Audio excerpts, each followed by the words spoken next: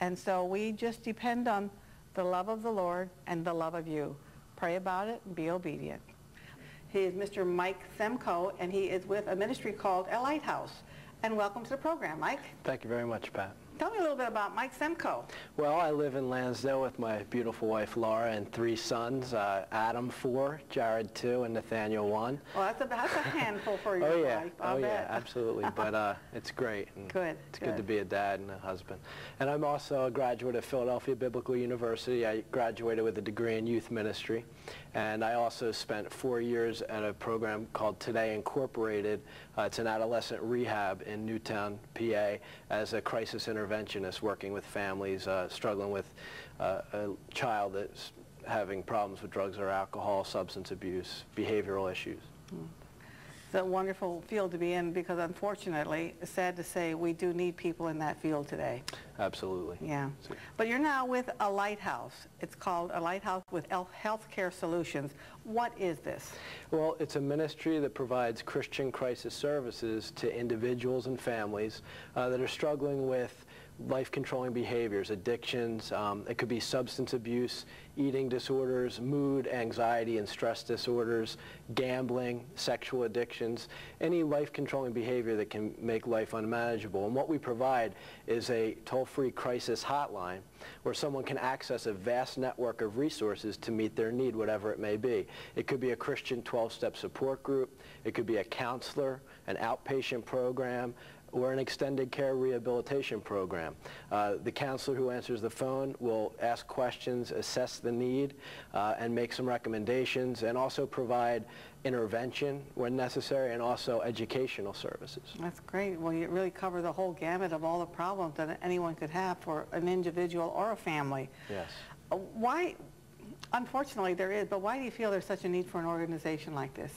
Well, I'll give you an example, personal example. Okay. When I was the youth pastor, when we first started the church about 4 years ago, I had an incident arise where a student, a young man, came to me and told me that he struggled with substance abuse, with drugs and alcohol, and also started to get into a lot of the abuse that took place in his own life with his father. And I was completely dumbfounded. I had no idea what to do or how to help him. And what I realized pretty quickly is that I wasn't alone in feeling that way. There are so many people in the church that are struggling with deep-seated, deep-rooted issues that require a great deal of attention and specific type of assistance. And I had no idea what to do. And so what happens with these problems many times, because they're so shame-based, people are in denial, or they think they can handle it on their own, or the code of silence kind of develops around the family to try to, we kind of use the illustration. It's like there's an elephant in the living room, and everyone is walking around it and pretending it's not there. And in some cases, they actually get comfortable with the elephant being there. But the reality is that elephant grows bigger and bigger, and eventually it's going to destroy, the house. And so breaking that code of silence is the key. And sometimes the church is the last place people will go for help because of the shame associated. They don't want to be looked at as a bad Christian or whatever. Our organization specifically wants to come alongside the church, come alongside the pastor and the leadership to be a resource where people can reach out in the privacy of their home on Saturday night. They can go on the web or just contact us on the hotline and be able to get their needs met. We also help churches start up Christian 12-step support groups. Pastors are so inundated with the workload they already have. One situation like this can take hour upon hour of energy, and it requires a specific knowledge of resources and places to go and insurance and employment difficulties, and we just want to be a resource for the church.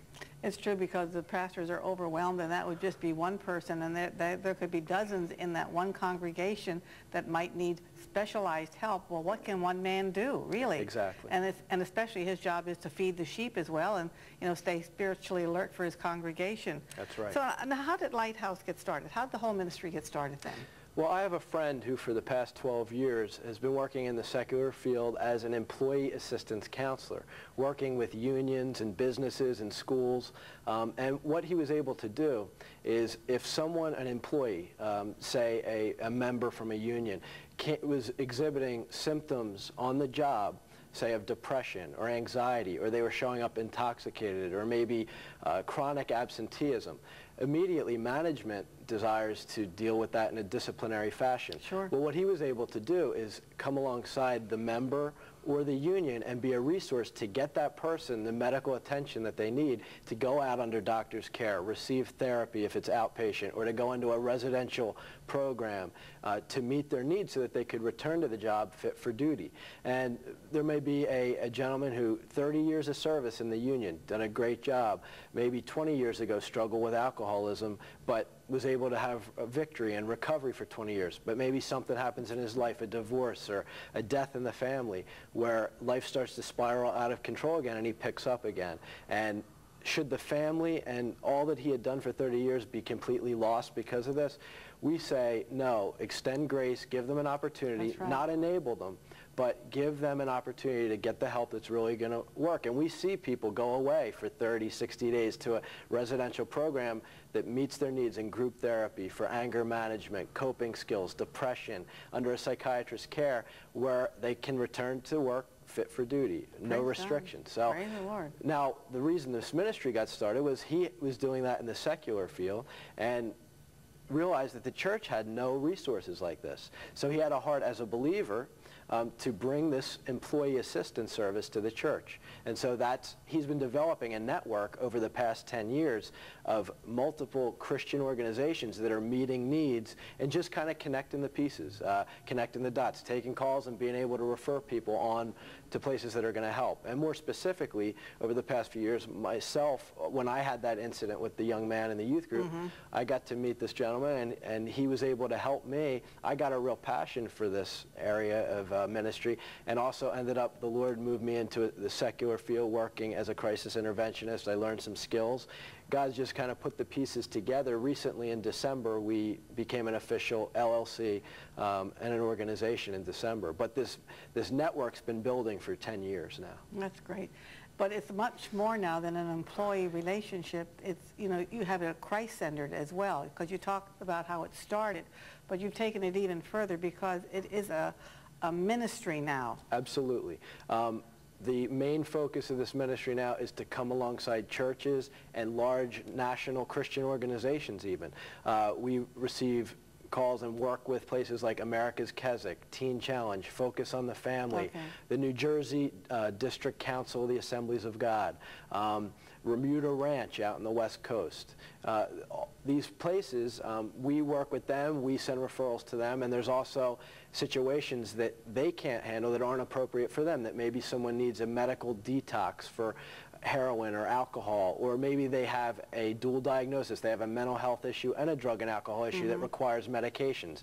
Those type of calls can be referred to us as a single point contact. So I'm literally getting calls from all over the country. I've had calls from Alaska, California, Colorado, Arizona, just off the top of my head. So there's such a need for this. It doesn't really exist anywhere else. It's kind of a new idea, and there's such a need that we're being inundated. As soon as people find out about it and realize what it is, they call it. So. Now, we've had your website on under your name and different things so people can get in contact with you, but where exactly are you located in case someone wants to know that they can have that information? We have an office in Willow Grove, Pennsylvania, Okay. right off of 611 Northeastern Road. And so they can call the phone numbers that we have on the screen right now or the website, and you can give them any information that they might want to have, and you can take it, you know, from there. Yes, absolutely. Okay. Who can access your service? And maybe you can't answer all of this right now, but maybe we'll get part of it in. Well, the nice thing about the service is it's pretty much anyone, anywhere.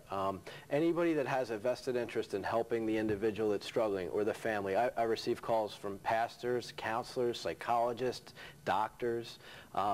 Anyone that has a vested interest in helping in the situation and just wants to find out. So they may call and just start asking some questions, get some education, and then I can just tell them, have that person call me. Or we try to find one person in the family system that's motivated toward change and work with them. I see. And so any way that we can access that. So anyone can feel free to call. So it could be a pastor, an individual, or a ministry. It doesn't really matter. It doesn't matter who calls us. Okay.